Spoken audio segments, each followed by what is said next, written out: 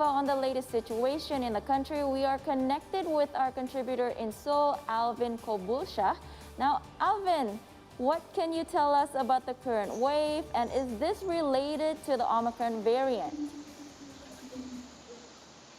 Yes, good evening, Jakarta. So, as we updated as for today, today South Korea finally breaking another record for 3 consecutive days. And by Wednesday, last night, we already reached the number of 14,000, and it is the second day of 5 digits for daily cases. And since Wednesday we have around, oh no, in Tuesday we have 7,000, and then yesterday we have 12,000, and then currently we have 14,000 cases.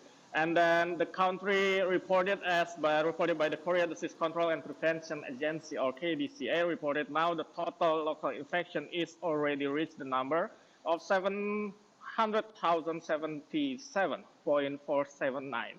And then for overcoming these current spikes in South Korea, government already readjusted virus response system this week to better tackle the highly transmissible variant.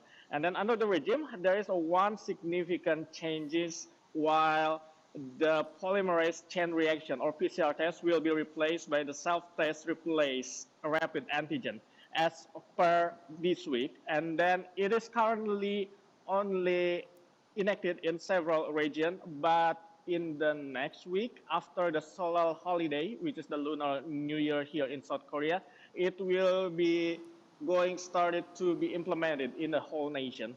And then for the vaccinated COVID-19 patient who do not show symptoms, it's only need to quarantine and go to treatment at home compared to the hospital. And also for the vaccinated person who comes into close contact to the COVID-19 patient, will need to quarantine, but it just only need to take to the PCR test about a week after the initial contact. And also the KDCA stated that the revised regime is designed to minimize the critical cases, and that's while preventing an overload and collapse of the medical system. And then the system currently being applied in parts of the country, as I mentioned before. So then will be gonna expand it nationwide after the 3-day Lunar New Year holiday running till February 2nd. And then for the locally transmitted cases, it is mostly occurred in the Gyeonggi provinces that surrounded the capital of Seoul. We just reported around 4,738 new COVID-19 cases per yesterday, followed by Seoul with 3,385 and the western port city of Incheon at 1,010 cases. And also regarding the vaccination rate, as of Thursday, 26 million people for around 50 million of total population of South Korea already received its booster shots, and then it's equivalent to 57%. And then for the number of fully vaccinated people, we just already have the second jab, it is came to 43 million, accounting for 85% of the total population. And back to Jakarta. Right, Alvin, this is Ahir speaking. Our next question is, are there any new steps from the government to contain this wave, or at least methods to identify and prevent further spread? Yeah. Currently, we are facing the Lunar New Year, and then the holiday will be begun from the next Saturday, which is the day after tomorrow, and then it will be ended by the Wednesday next week. And then the government and also most of the local government also urge people not to having the trip, including homecoming trip, just like Mudik in Indonesia, and then prefer to stay at home and then celebrate the New Year at home.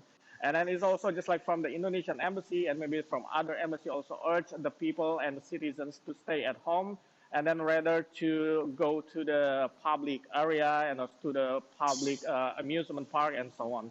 And then in addition, just like as I mentioned before, there is a changing from the PCR test to rapid antigen test. And then except for the high-risk society, including with the 60 years old or higher population.